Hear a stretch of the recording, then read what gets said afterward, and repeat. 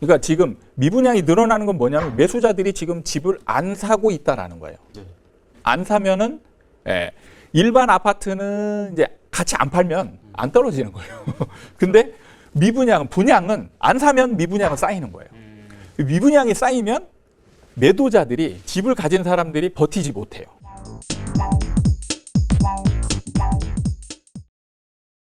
미분양이 늘고 또 매수 심리도 꺾이고 집값 하락에 대한 시그널이 많이 나오고 있긴 한데 네. 또 한편으로는 이러다 다시 올라가는 거 아니냐 이런 예. 또 얘기도 나옵니다. 현재 부동산 시장 좀 어떻게 진단해 볼 수 있을까요?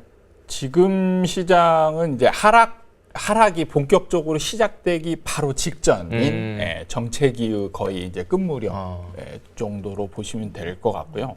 많은 분들이 이제 그 2019년도에 그 조정장하고 지금장하고 이제 비슷하다라고 이제 여기시는 분들도 많고 헷갈리는 분들도 많을 거예요. 네네. 근데 틀려요. 완전히 틀린 게 2019년에 이제 한 1년 가까이 좀 하락했던 조정장이죠. 그거는 하락장이 아니고 조정장인 이 원인이 정책에 있습니다. 정책.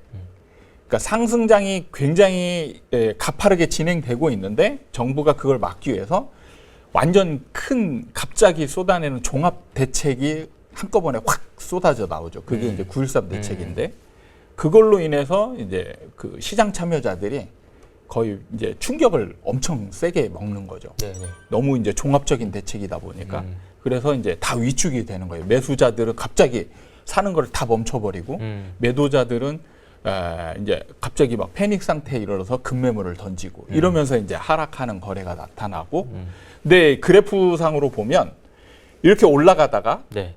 뚝 떨어져요. 그리고 시간이 가면서 조금씩 올라가는 거예요. 그러면서 이제 그 다시 급등장이 생기는데 지금장은 달라요.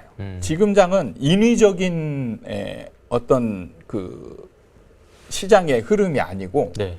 시장의 자동적인 자체의 에너지로 움직이는 거예요. 그래서 움직임도 다른 게 서서히 움직이죠. 그래서 지금 그 제가 정책이라고 표현한 이 시기에 보면은 사람들이 이건 상승장이다, 이건 하락장이다. 굉장히 논란이 많았던 게 신고가도 막 터지는 거죠. 그렇죠. 네. 근데 제가 이런 상황을 다 그대로 얘기를 했었단 말이에요. 정책이 있다는 신고가도 나타나고 급매물도 나타나고 거래도 없어지고 이런 상황. 그런데 안 떨어지고 그대로 이제 그런 상황이 벌어졌단 말이죠. 그러니까 이게 시장의 자체적인 에너지로 인해서 서서히 움직이는 거예요. 그러면서 이제 시장에서 미분양도 서서히 생기고 네. 이렇게 되면 다른 걸로 요인으로 바꿀 수가 없어요. 이 시장 자체의 에너지로 바뀌는 거기 때문에. 그러니까 외부의 어떤 압력이 아니라 네. 자체가 이제 방향이 바뀌고 그렇죠. 있다고 보면 되겠네요. 네. 지금 상황은 좀 언제랑 비슷하다고 좀 비교를 해볼 수 있을까요? 사실 이게 그 부동산이라는 게 딱 끊어가지고 이때까지는 그렇죠. 정책이 이때부터는 하락이 이런 게 아니고 그냥 이게 이제 그라데이션이라고 네네네. 서서히 넘어가는 이런 것처럼 넘어가기 때문에 비교하자면 지금 한 2007년에서 2008년 넘어가는 그런 시점으로 보시면은 얼추 비슷하지 않을까 이렇게 생각이 듭니다. 금융위기 시점이네요, 그때가. 금융위기 이제 바로 직전. 직전. 네. 네. 그러니까 금융위기 때문에 하락했다라고 여기시는 분들도 많은데 네, 보통. 이미 금융위기가 나타나기 전에 이제 서울 수도권 시장이 이 정체기로 돌입해서 하락으로 가고 있는 시점이었어요. 그래서 좀 속된 말로 말하자면 울고 싶은데 이제 뺨 때린 격이죠. 이미 이제 내려가고 있는 네. 상태에서. 그러니까 지금 시장에 이제 금리 인상하고 약간 비슷한 개념이에요. 그러니까 많은 분들이 금리 인상 때문에 시장이 하락한다라고 여기고 있는 분들도 많은데 그렇지가 않아요. 이미 이제 그 작년 말부터 시장이 이제 상승을 멈추고 이제 하락으로 이렇게 넘어가는 시점에 금리 인상이 이제 온 거죠. 그래서 이제 시장에 더 큰 조금 제가 이제 그 원래 금리 인상이 있기 전에 예상했던 정체기의 기간보다는 조금 짧아지는 느낌이 있어요. 그건 왜냐하면 이제 금리 인상이 지금 정말 가파르게 진행이 되고 있기 때문에 이게 이제 시장 방향하고 금리 인상하고 이제 맞물리기 때문에 그런 건데 자, 금리 인상 때문에 만약에 하락한다라면 이것도 마찬가지예요. 전국적이죠. 금리 인상의 효과는 동일한 전국적입니다. 효과가 있어야죠. 예. 네. 근데 지금 데이터에 보면은 강원도하고 전북 지역은 오르고 있단 말이에요. 그럼 걔네들은 그 도시들은 뭐예요? 예, 그 도시들은 자체의 에너지가 아직은 살아 있기 때문에 네네. 금리 인상을 이겨내는 거예요. 그러니까 시장이 먼저예요. 시장이. 예. 이렇게 이제 보시면 될 겁니다. 그러니까 금리가 어떤 근본적인 원인은 아니고 네. 더 이제 가속화시키는 그런 이제 원인이 되죠. 예, 그래서 제가 이제 체계적으로 그 이론상으로 분류를 한 게 네. 2차 요인이라고 제가 구분을 합니다. 2차 요인. 2차 요인의 특징은 뭐냐면 시장이 먼저예요. 시장이 먼저고 시장의 방향하고 같으면 큰 효과를 내요. 그리고 시장의 방향하고 다르면 거의 효과가 없어요. 예를 들면 시장이 지금 만약에 하락장이 아니고 상승장이다. 네. 상승장이면 금리 인상의 효과가 거의 없습니다. 실제로 그 2020년쯤에 서울 수도권이 굉장히 상승장일 때 네네. 시장에서는 어떤 상황이 벌어졌냐면 이때 이제 정부가 대출 규제도 굉장히 강하게 하거든요. 그래서 대출들이 잘 안 나왔어요. 네네. 그쵸. 대출이 안 나오니까 1금융권에서 대출이 안 나오니까 사람들이 어디로 갔냐? 2금융권으로 갔어요. 2금융권으로 가면 최소 금리가 8% 이상이에요. 그러네요. 어떻게 보면은 8% 이상입니다. 네. 지금보다 금리가 높을 높아요. 수도 있네요. 네. 그런 다음에 그렇게 되니까 정부가 또 2금융권도 막아버렸어요. 네네. 막으니까 어디로 갔냐? 개인금융으로 개인 왔어요. 금융까지. 예. 네. 그럼 더 높을 거 아니에요. 거기는 최소 금리가 13%예요. 이렇게 해도 받아서 집을 사는 거죠. 왜 그럴까? 13%를 주고 집을 사게 되면 잃는 금액은 이제 금리에 대한 상승분이죠. 네네. 그럼 몇 천만 원 정도. 근데 이걸 대출을 받아서 집을 사면 몇 억을 벌었어요. 그러니까 사람들이 이거 감안하고도 이렇게 가면 이게 이득이니까 이렇게 가는 거예요. 그래서 금리 인상이 효과가 없는 거예요. 그러니까 이제 올라간다는 확신만 있으면 더 큰 금리를 받아도 들어간다. 그렇죠. 아직 이제 하락은 시작도 안 한 거잖아요. 아직 시작도 그런 안 면에서 했습니다. 앞으로 좀 어떤 시나리오들이 좀 벌어질까. 가장 먼저 제가 이제 그 말씀을 드렸던 게 미분양이 이제 생겨날 거고 네. 본격적인 하락장이 되면 미분양이 이제 생각보다 많이 누적이 될 거예요.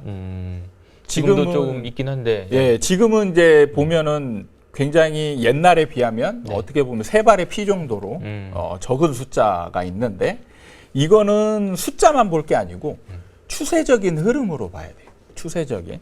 왜냐하면 지금 경기도 작년까지만 해도 경기도 서울에 거의 미분양이 제로였어요. 제로였다가 지금 작년 말부터 미분양이 생기기 시작하다가 지금 숫자가 줄어드는 게 아니고 점점 늘어나고 있는 상황이라는 그러니까 지금 미분양이 늘어나는 건 뭐냐면 매수자들이 지금 집을 안 사고 있다라는 거예요. 네. 안 사면은 일반 아파트는 이제 같이 안 팔면 안 떨어지는 거예요.